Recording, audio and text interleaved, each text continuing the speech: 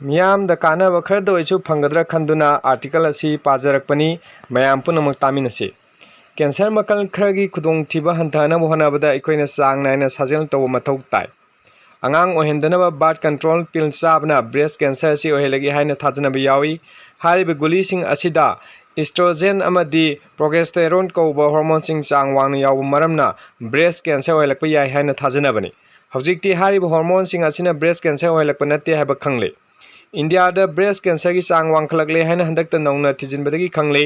university of Washington की institute for health metrics and evaluation मरोइब थौदांग लौरगा पांगथोखिब स्टडी अमदा सर्वाइकल कैंसर दगी ब्रेस्ट कैंसर मसिंग यामना हेंगलकले हाइना खंगलखिबनी न्यू दिल्ली की इंद्रप्रस्थ अपोलो हॉस्पिटल दा डिपार्टमेंट ऑफ सर्जिकल ऑन्कोलॉजी की senior consultant breast surgeon doctor S Sahani नाहाकी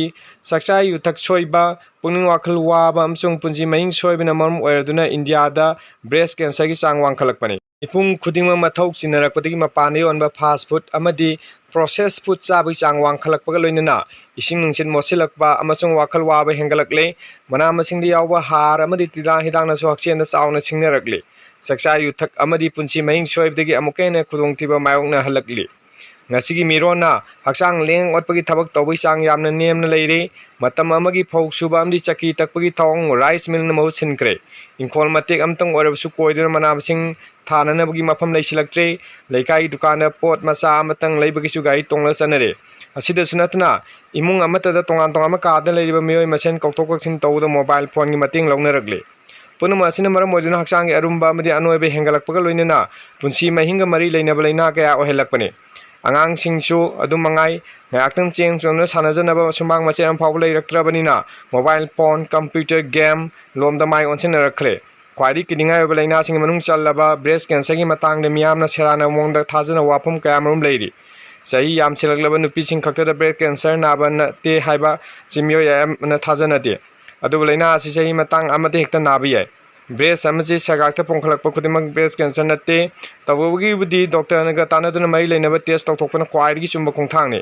अदु मफम अमदा पोंखलकले हाइदन हेक्टा मनुंसा थिबा तौरोइदबनी कनागुना ब्रेस्ट कैंसर बु इमुंग मनुंगी ई मरीदि लौनै हाइना थाजनबि यावी वाफम मची आरामने हाइना कुमना थिजिमदि खंब ngamkre इमुंग अमगी मियो एमा लाइना असि नाबा यावख्रबसु इमुंग अदु मिपुंग खुदिमक रिस्क वांगब नते अमरोमदा मियोय यामना लाइना असिगी रिक्स हंथानबा पांबै लैते हाइना थाजरी अदु तसेंगबदि मिपुंग खुदिमा हक्चांग लेंग ओरपगी थबक तौबगा लोइनना युअमदि मैखु सिनबगी हैनबि थादोक्तुना मना मसिंग उहै वाहै याउंगना मरांग कायना चाबा मतमदा लाइना असि रिक्स हंथरे दई खरगी ममांगदा ब्रासिनमरा ब्रेस्ट कैंसर ओहेलगी हाइना थाजनरमी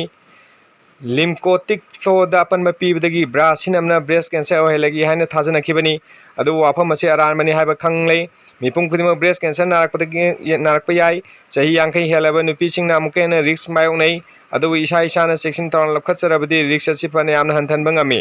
हिरम असिगा मैलेना सेक्शन तौरान खदंग खंगमिनसि चांग नायना हक्चांग साजन तौरबदि ब्रेस्ट अमसि कोलोन कैंसर यावना कैंसर मखल खरगी रिक्स हंथनबा ngami हक्चांग अरुम्बा हेलबदि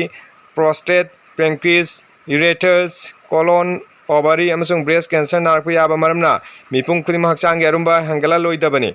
अयाम मतमदा फमजिनो लेबिंग मौता हक्चांग लेंग ओरप थबक तौगदबनी मचिबा चिंजाक मसल सुना चागदबनी हिदाक मनागी पोलम अमता सिनरोइदबनी